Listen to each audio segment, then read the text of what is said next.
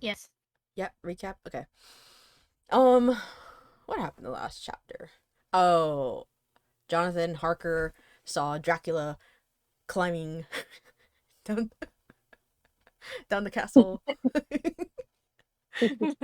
I know it's supposed to be scary, but the way he described it kind of made it seem a little funny. So Yeah, I did. yeah, yeah. And then there was the women, the three women that were going to suck his blood. Blah blah blah. Yeah.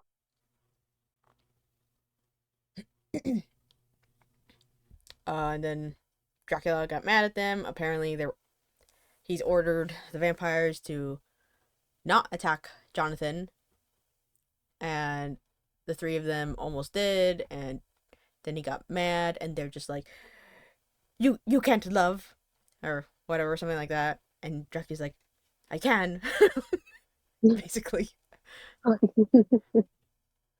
And now Jonathan is like, I'm imprisoned. I am being held against my will.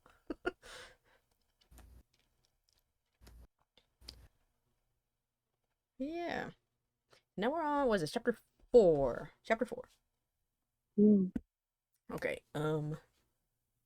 I think I think I start cuz wait, or do you start? No. I start cuz I got the evens. Yeah. Oh, okay. Yeah. And then when we get about halfway, we can switch off. Okay. Are we already? Yes. Yeah. Okay. Chapter 4. Jonathan Harker's journal continued. I awoke in my own bed. If it be that I had not dreamt, oh, yeah, if it be that I had not dreamt, the Count must have carried me here. I tried to satisfy myself on the subject, but could not arrive at any unquestionable result. To be sure, there were certain small evidences, such as that my clothes were folded and laid laid by in a manner which was not my habit. My watch was still unwound, and I am rigorously accustomed to wind it the last thing before going to bed, and many such details. But these things are no proof, for they may have been evidences that my mind was not as usual, and from some cause or another, I had certainly been much upset. I must watch for proof. Of one thing I am glad. If it was the Count, if it was that the Count carried me here and undressed me, he must have been hurried in his task, for my pockets are intact. I am sure this diary would have been a mystery to him which he would not have brooked. He would have taken or destroyed it. As I looked around this room, although it has been to me so full of fear, it is now a sort of sanctuary, for nothing can be more dreadful than those awful women who were, who are, waiting to suck my blood. Blah, blah, blah. 18th of May. I have been down to look at that room again in daylight, for I must know the truth. When I got to the doorway at the top of the stairs, I found it closed. It had been so forcibly driven against the jamb that part of the woodwork was splintered. I could see that the bolt of the lock had not been shot, but the door is fastened from the inside. I fear it was no dream, and must act on this surmise. 19th of May. I am surely in the toils. Last night the Count asked me in the suavest tones to write these 3 letters, one saying that my work here was nearly done, and that I should start for home within a few days, another that I was starting on the next morning from the time of the letter, and the third that I had left the castle and arrived at Bistritz. I would fain have rebelled, but felt that in the present state of things, it would be madness to quarrel openly with the Count, whilst I am so absolutely in his power, and to refuse would be to excite his suspicion and to arouse his anger. He knows that I know too much, and that I must not live, lest I be dangerous to him. My only chance is to prolong my opportunities. Something may occur which will give me a chance to escape. I saw in his eyes something of that gathering wrath which was manifest when he hurled that fair woman from me, from him. He explained to me that posts were given were few and uncertain, and that my writing would ensure ease of mind to my friends. and he assured me with so much impressiveness that he would be countermanded the latter letters, or the later letters, which would be held over at Bistritz until due time, in case chance would admit of my prolonging my stay. That to oppose him would have been to create a new suspicion.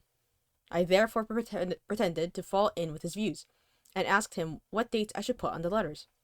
He calculated a minute and then said, "The first should be June 12th, the second June 19th, and the third June 29th.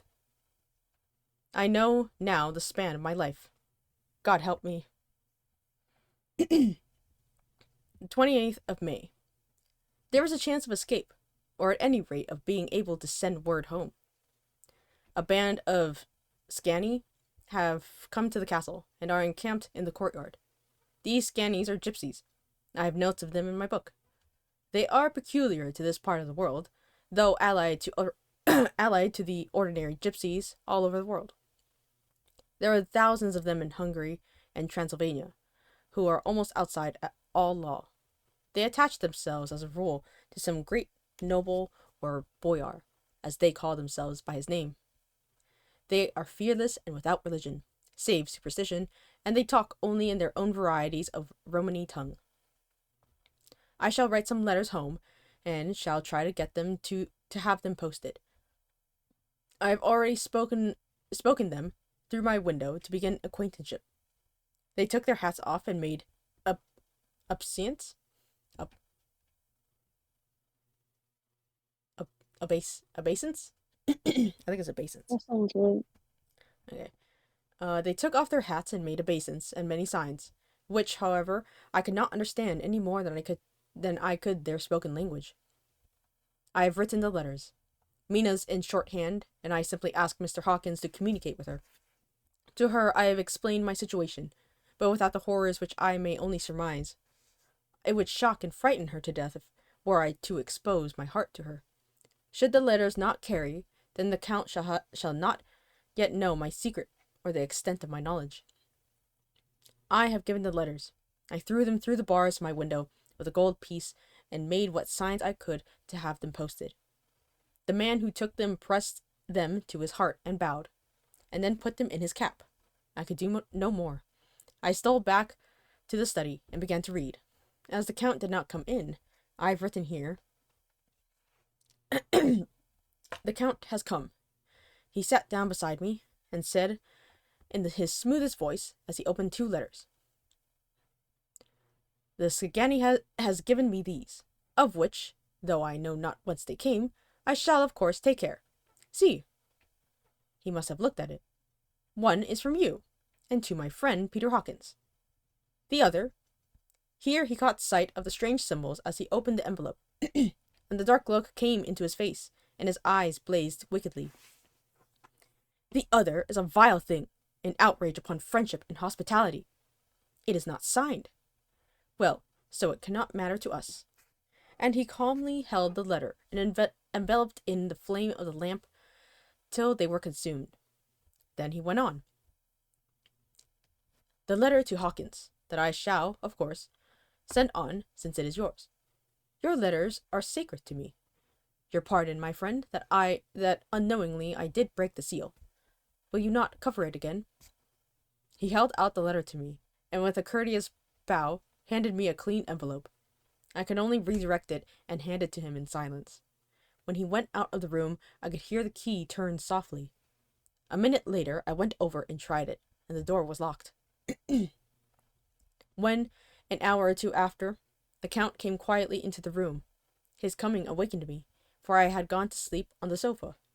He was very courteous and very cheery in his manner, and seeing that I had been sleeping, he said, "So, my friend, are you tired? Get to bed. There is the surest rest.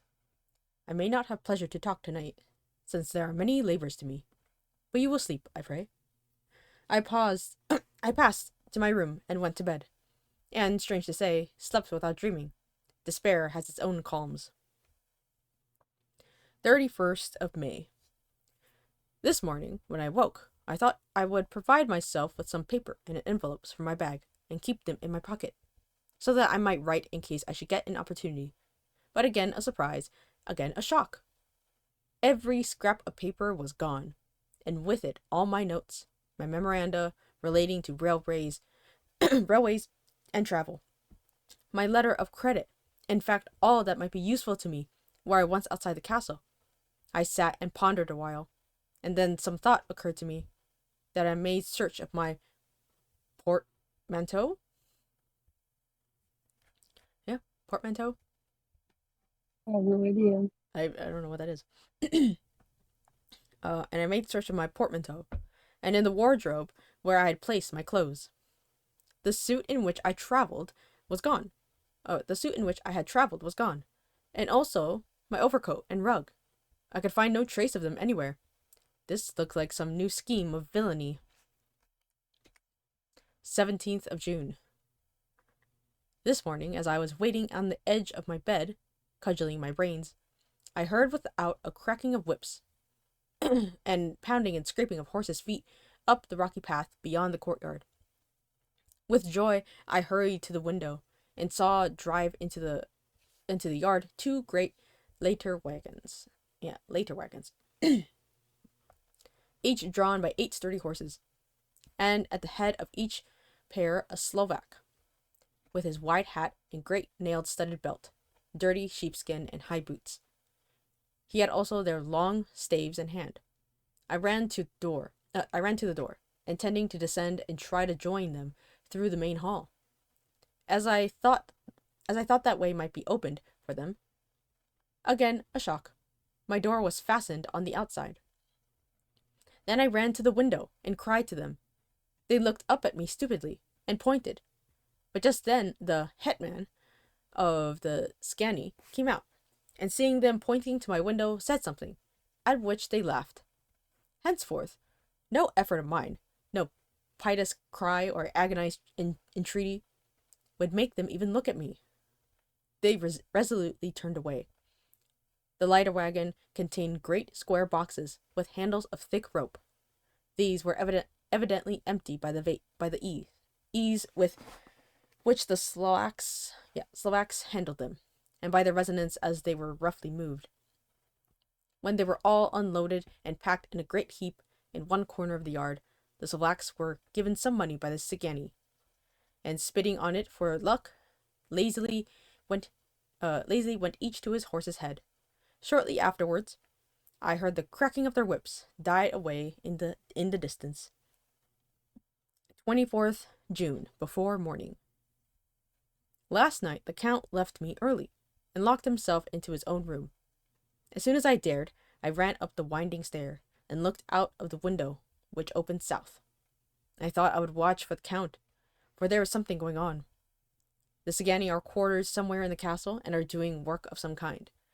I know it, for now and then I hear a faraway muffled sound, as of mattock and spade, and, whatever it is, it must be the end of some ruthless villainy. I had been at the window somewhat less than half an hour, when I saw something coming out of the Count's window. I drew back and watched carefully, and saw the whole man emerge. It was a new shock to me to find that he had on the suit of clothes which I had worn whilst travelling here, and slung over his shoulder a terrible bag which I had seen the woman take away. There could be no doubt as to his quest, and in my garb too. This, then, is his new scheme of evil, that he will allow others to see me as they think, so that he may both leave evidence that I have been seen in the towns or villages posting my own letters, and that any wickedness he may do shall by the local people be attributed to me. It makes me rage to think that this can go on, but whilst I am shut up here, a venerable prisoner, but without that protection of the law which is even a criminal's right and consolation. I thought I would watch for the Count's return, and for a long time sat doggedly at the window. Then I began to notice that there were some quaint little specks floating in the rays of the moonlight.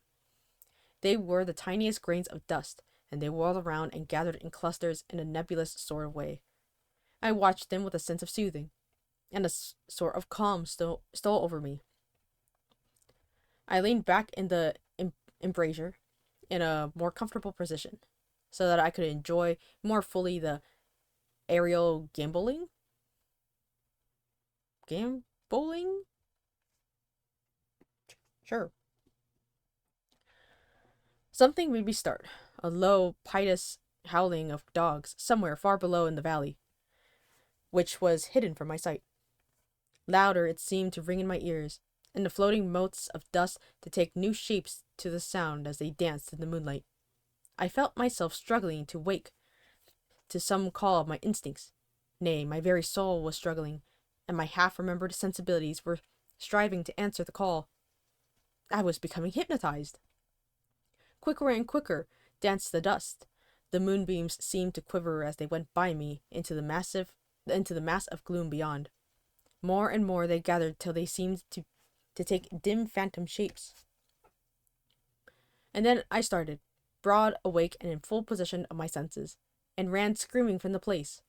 The phantom shapes which were becoming gradually materialized from the moonbeams were those of the 3 ghostly women to whom I was doomed. I fled and felt somewhat safer in my own room, where there was no moonlight and where the lamp was burning brightly. When a couple of hours had passed, I heard something stirring in the Count's room. Something like a sharp wail, quickly suppressed. And then there was silence. Deep, awful silence which chilled me. With a beating heart, I tried the door, but I was locked in my prison and could do nothing. I sat down and simply cried. As I sat, I heard a sound in the courtyard without, the agonized cry of a woman. I rushed to the window, and throwing it up, peered out between the bars. There, indeed, was a woman with disheveled hair, holding her hands over her heart as one distressed with running. She was leaning against a corner of the gateway. When she saw my face at the window, she threw herself forward and shouted in a voice laden with menace. "Monster! Give me my child!" She threw herself on her knees, and raising up her hands, cried the same words in tones which wrung my heart. Then she tore her hair and beat her breast, and abandoned herself to all the violence of extravagant emotion. Finally, she threw herself forward, and though I could not see her, I could hear the beating of her naked hands against the door. Somewhere high overhead, probably on the tower, I heard the voice of the Count, calling in his harsh metallic whisper. His call seemed to be answered from far and wide by the howling of wolves. Before many minutes had passed, a pack of them poured, like a pent-up dam when liberated, through the wide entrance into the courtyard. There was no cry from the woman, and the howling of the wolves was but short. Before long, they streamed away singingly licking their lips. I could not pity her, for I knew now what had become of her child, and she was better dead. What shall I do? What can I do? How can I escape from this dreadful thing of night and gloom and fear? 25th of June. Morning. No man knows till he has suffered from the night how sweet and how dear to his heart and eye the morning can be. When the sun grew so high this morning that it struck to the top of the great gateway opposite my window, the high spot which it touched seemed to me as if the dove from the ark had lighted there. My fear fell from me, as if it had been a vaporous garment, which dissolved in the warmth. I must take action of some sort whilst the courage of the day is upon me. Last night, one of my post-dated letters went to the post. The first of that fatal series which is to blot out the very traces of my existence from the earth. Let me think of it. Action. It had always been at night time that I have been molested or threatened, or in some way in danger or in fear. I have not yet seen the Count in the daytime. Can it be that he sleeps when others wake? That he may be awake whilst they sleep? If I could only get into his room! But there is no possible way. The door is always locked. No way for me. Yes, there is a way, if one dares to take it. Where his body has gone, why may not another body go?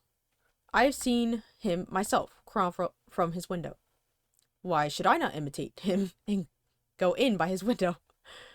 The chances are desperate.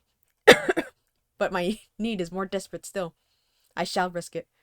At worst, it can be only death. And a man's death is not a calf's. And the dreaded hereafter may still be open to me. God help me in my task. Goodbye, Mina. If I fail, goodbye, my faithful friend and second father. Goodbye, all, and last of all, Mina. He really just said, I'm going to try and climb out of the Count's window to hopefully do what the Count does. This poor guy has really lost it. Alright. Halfway.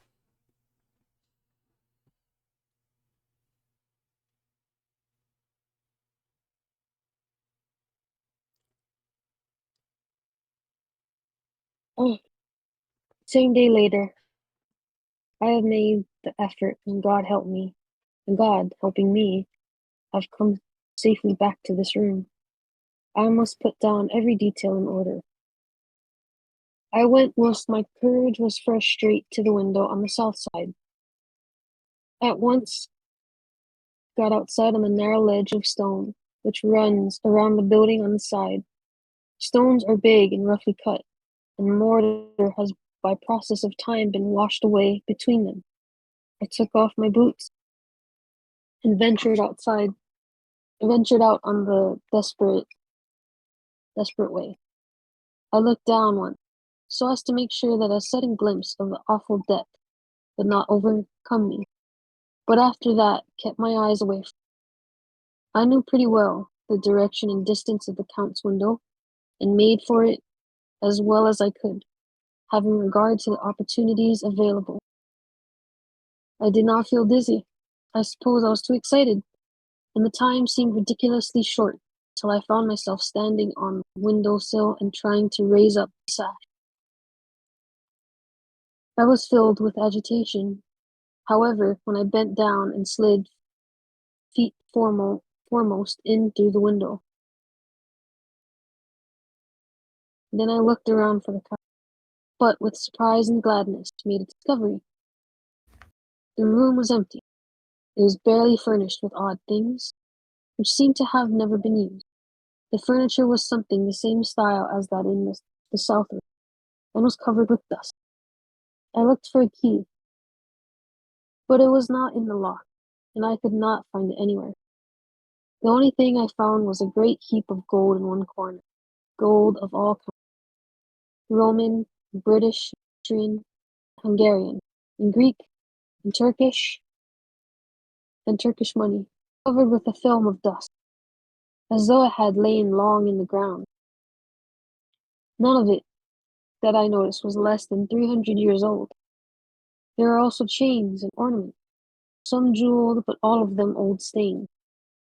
At one corner of the room was a heavy door. I tried it, for since I could not find the key of the room, or the key of the outer door, which was the main object of my search, I must make further examination, or all my efforts would be in vain. It is open and led through a stone passage to a circular stairway, which went steeply down. I descended, minding carefully where I went, for the stairs were dark, being only lit by loopholes in the heavy masonry. At the bottom there was a dark tunnel-like passage, through which came a deathly, sickly odor, the odor of old earth newly turned. As I went through the passage, the smell grew closer and heavier. At last I pulled open a heavy door which stood ajar, and found myself in an old ruined chapel, which had evidently been used as a graveyard. The roof was broken, and in two places were steps leading to the vault, but the ground had recently been dug over, and the earth placed in great wooden boxes, manifestly those which had been brought by Slavic. Slovaks? Oh my gosh, did I really just say Slavic? Mm.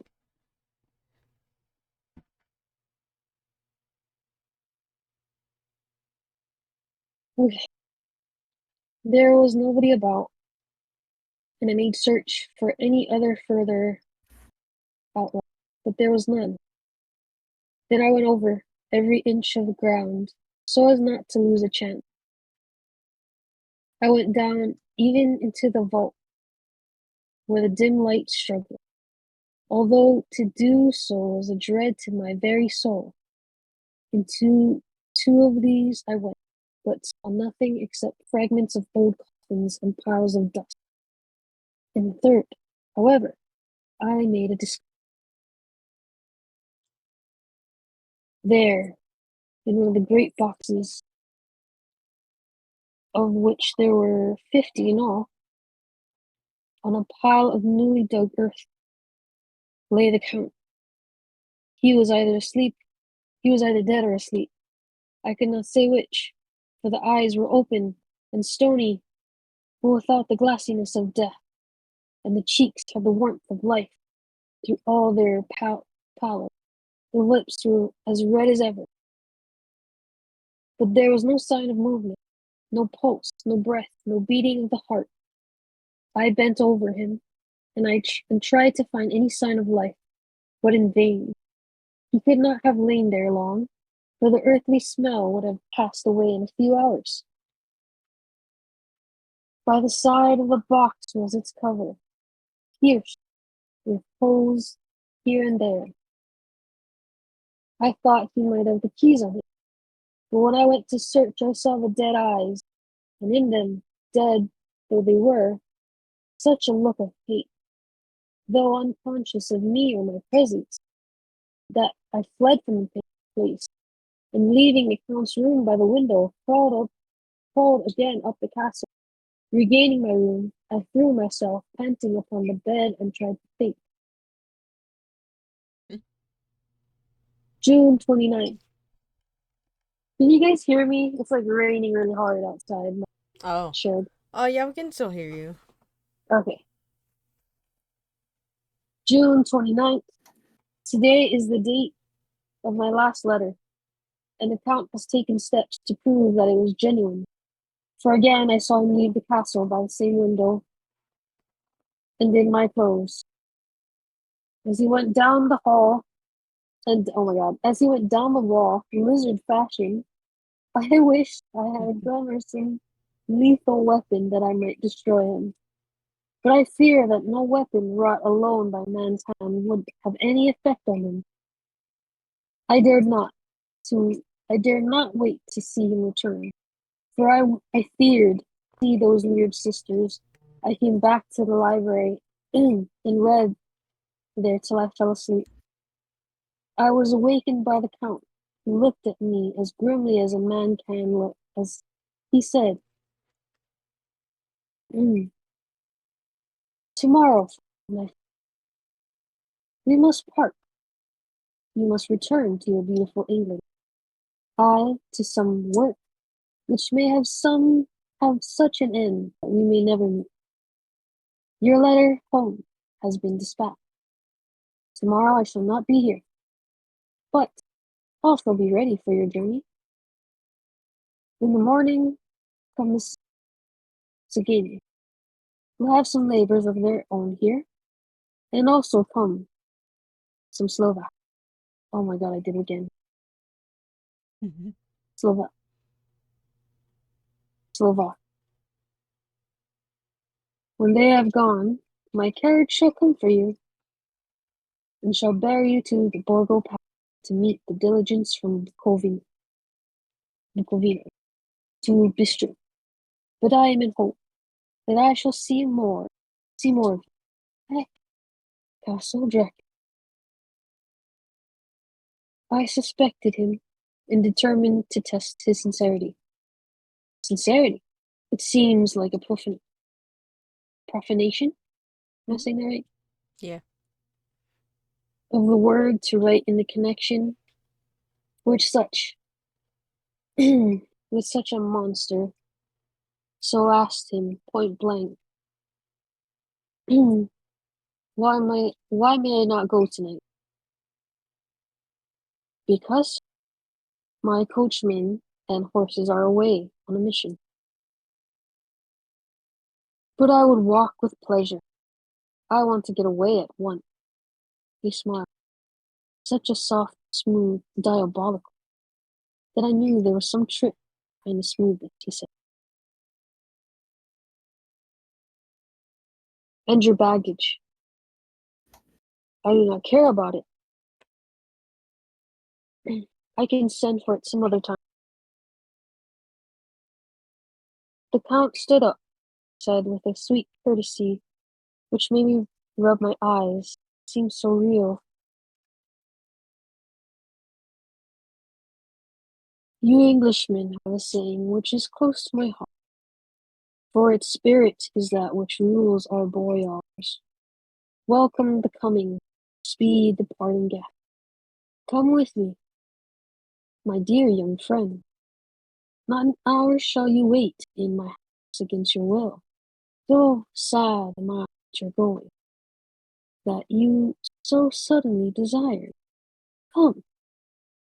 With a stately gravity, he with the lamp, preceded me down the stairs and along the hall. Suddenly he stopped. Hark! Close at hand came the howling of many wolves. It was almost as if those sounds sprang up at the rising of his hand. Just as the music of a great orchestra seems to leap under the baton of the conductor. After a pause of a moment, he proceeded in his stately way to the door, drew back the ponderous bolt, unhooked the heavy chains, and began to draw it open. To my intense astonishment, I saw that it was unlocked. Suspiciously, I looked all around, but could see no key of any kind. As the door began to open,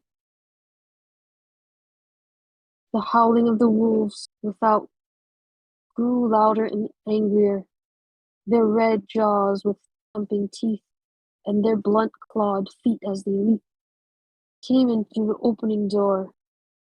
I knew then that to struggle at the moment against the Count was useless.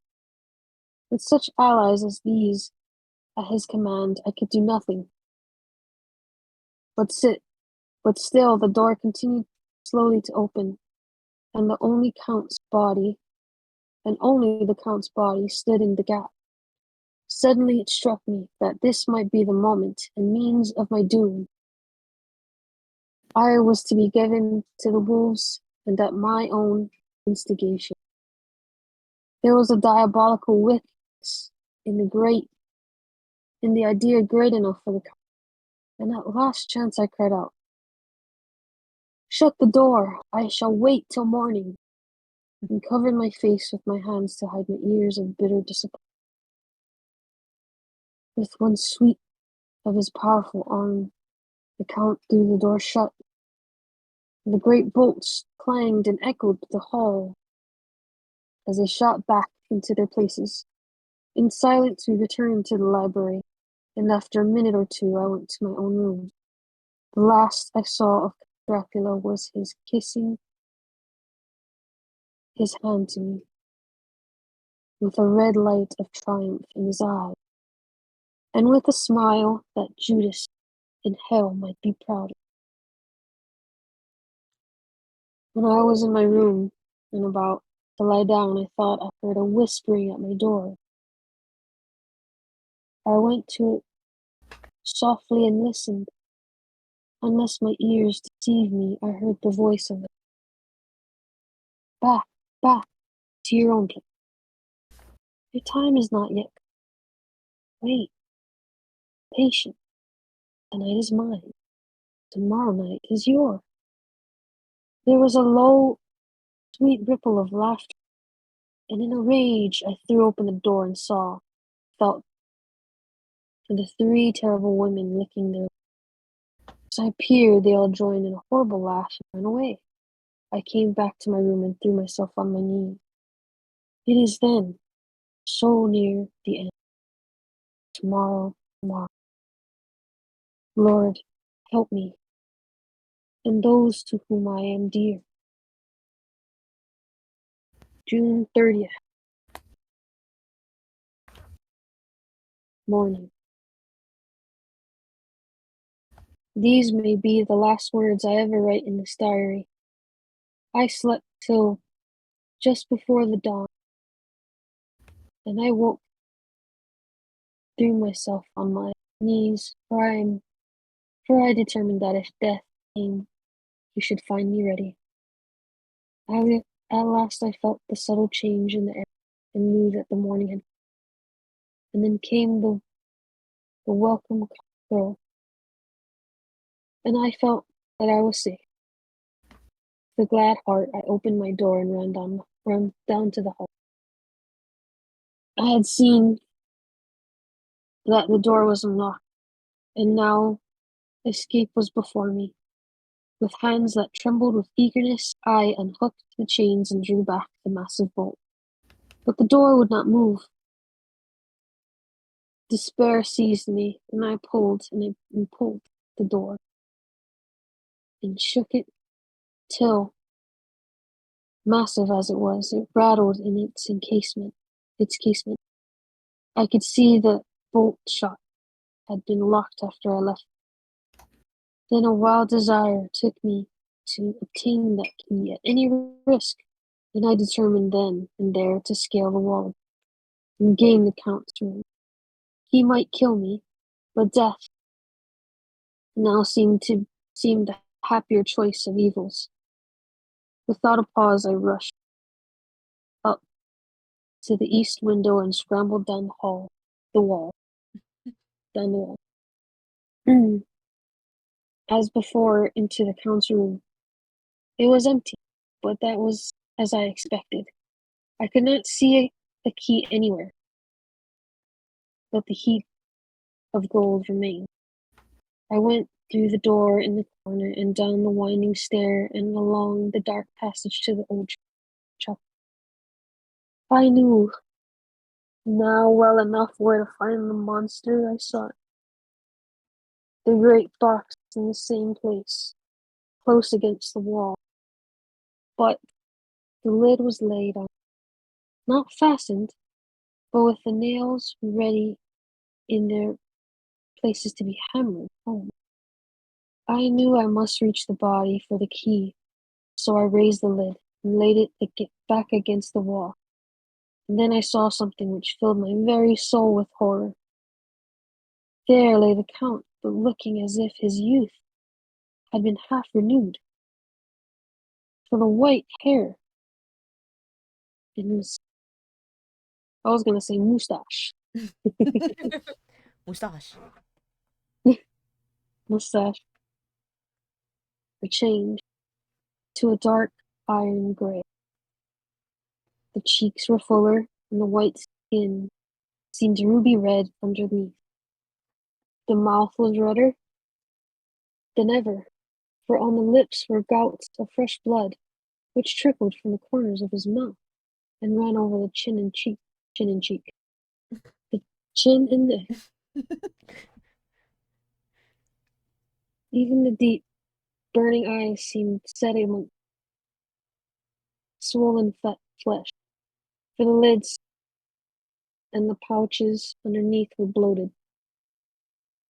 It seemed as if the whole awful creature were simply gorged with blood. He lay as a filthy leech, exhausted with his repletion. I shuddered as I bent over to touch him, and every sense in me revolted at the contact. But I had to search, or I was lost. The coming night might see my own body a banquet in a similar way to those horrid three. I felt all over the body, but no sign could I find of the key. Then I stopped and looked at the Count. There was a mocking smile on the bloated face which seemed to drive me mad. This was the being I was helping to transfer to London, where perhaps, for centuries to come, he might, among its teeming millions, satiate his lust for blood, and create a new and ever-widening circle of semi-demons to batten on the helpless. The very thought drove me mad. A terrible desire came upon me to rid the world of such a monster. There was no lethal weapon at hand, but I seized the shovel which the workmen had been using to fill the cases, and lifting it I struck with the edge downward. But as I did so, the head turned, and the eyes fell full upon me, with all their blaze of basilisk horror. The sight seemed to paralyze me, and the shovel turned in my hand, and glanced from it from the face, merely making a deep gash above the forehead. The shovel fell from my hand across the box, and as I pulled it away, the flange of the blade caught the edge of the lid, which fell over again, and hid the horrid thing from my sight. The last glimpse I had was of the bloated face, blood-stained, and fixed with a grin of malice, which have held its own in the nethermost hell. I thought and thought, what should be my next move? My brain seemed on fire, and I waited with a despairing feeling growing over me. As I waited, I heard in the distance a gypsy song sung by merry voices coming closer, and through their song the rolling of heavy wheels and cracking of whips. The Sagueni and the Slovaks, of whom the Count had spoken, were coming. With a last look around and at the box which contained the vile body, I ran from the place and gained the Count's room, determined to rush out at the moment the door should be opened. With strained ears I listened, heard downstairs the grinding of the key in the great lock, and the falling back of the heavy door. There must have been some other means of entry, or someone had a key for one of the locked doors. There came the sound of many feet tramping and dying away in some passage, which sent up a clanging echo. I turned to run down again towards the vault, where I might find the new entrance. At the moment there seemed to be a violent puff of wind, and the door to the winding stair blew to with a shock set the dust from the lintels flying. When I ran to push it open, I found that it was hopelessly fast. I was again a prisoner, and the net of doom was closing round me more closely. As I write, there is in the passage below a sound of many tramping feet, and the crash of weights being set down heavy. Doubtless the boxes with their freight of earth. There is a sound of hammering. It is the box being nailed down. Now I can hear the heavy feet tramping again along the hall, with many other idle feet coming behind them. The door is shut, and the chains rattle. There is a grinding of the key in the lock. I can hear the key withdraw. Then another door opens and shut. I hear the creaking of lock and bolt. Hark! In the courtyard and down the rocky way, the roll of heavy wheels, the crack of whips, and the chorus of the Sagueni as they pass into the distance. I am alone in the castle with those awful women. Ah! Mina is a woman, and there is naught in common. They are devils of the pit. I shall not remain alone with them. I shall try to scale the castle wall farther than I have yet attempted. I shall take some of the gold with me, lest I want it later. I may find a way from this dreadful place, and then away for home, away to the quickest and nearest train, away from this cursed spot, from this cursed land where the devil and his children still walk earthly feet. At least God's mercy is better than that of these monsters. And the precipice is steep and high. At its foot a man may sleep, as a man. Goodbye all, Mina. Mm,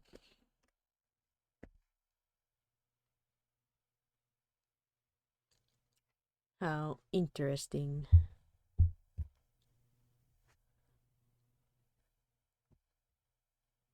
That's sad.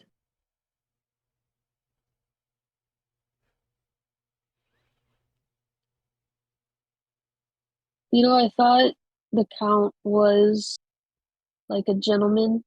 Mm-hmm. Like, oh, I feel bad for you if we're friends, and he like would want to give him like a decent death, Mm-hmm. but he's just so maniacal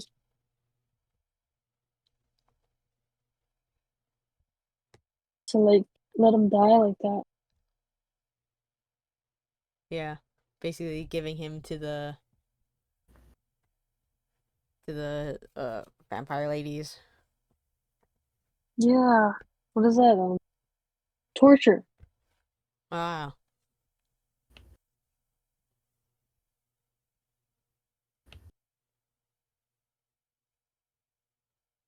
Yeah.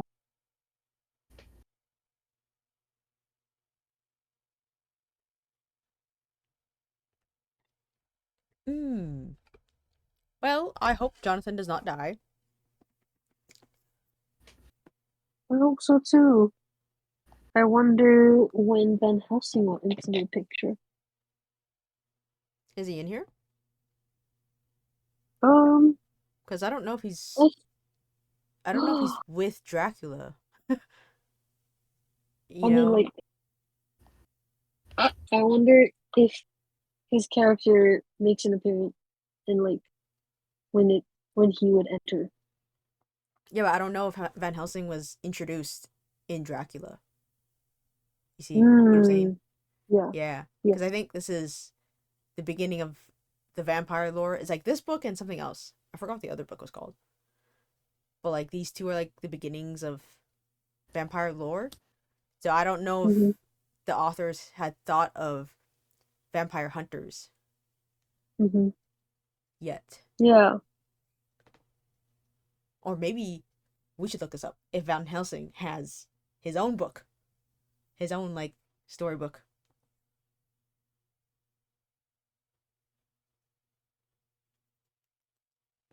Hmm.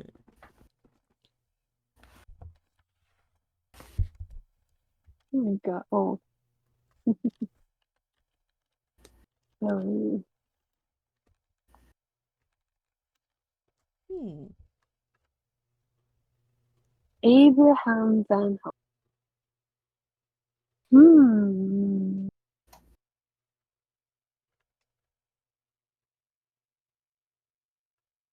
Oh, I guess he does. I guess he is from Drac. Hmm. Don't spoil it for According to yourself. Wiki. I did already. Sorry. Sorry, I should have kept it to myself. Hmm.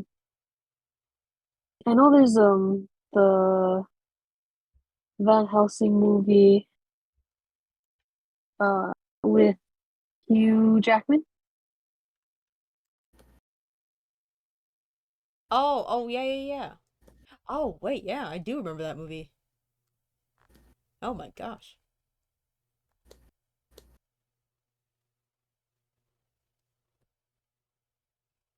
Oh my gosh, yeah, that's an old movie. I mean, oh, it's like 20 years old, but still.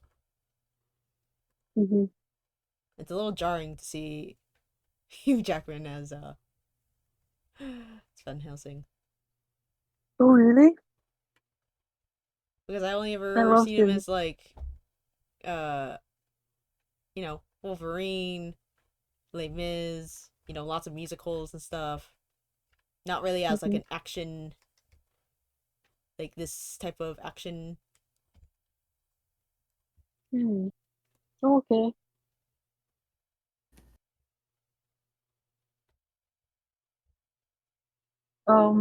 There is a not a book, but a movie. And it Dracula movie. It's called Last Voyage of the Demeter.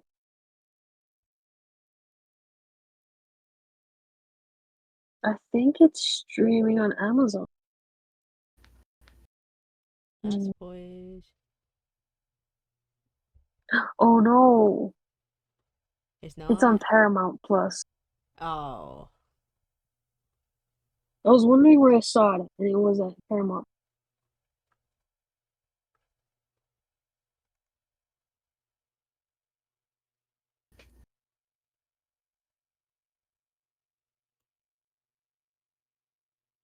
Oh. Oh. Maybe I can stream it off of my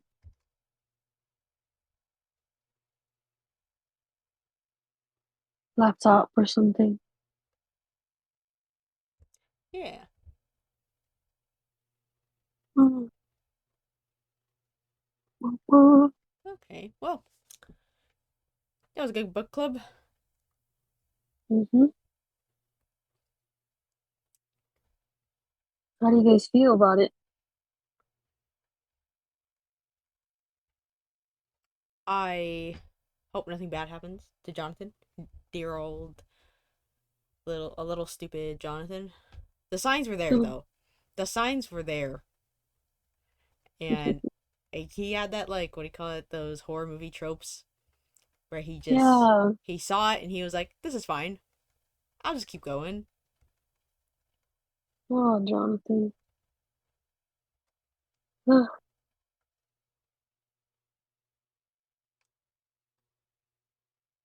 Are you guys familiar with uh like the story? Like I know it's changed over time, but like I feel like there's a skeleton that some people followed, or like some movies followed. For Dracula? Dracula, Van Helsing. I know the general Mm. story. Yeah, because I do feel like most of the stories kind of have like very similar skeletal structure, right? Because it's kind of straightforward. Van Hmm. Helsing's a vampire hunter. Dracula's a vampire. You know. Uh, Yeah. and then they just kind of change out their personalities, their reasons for doing things and stuff. Hmm. Righto.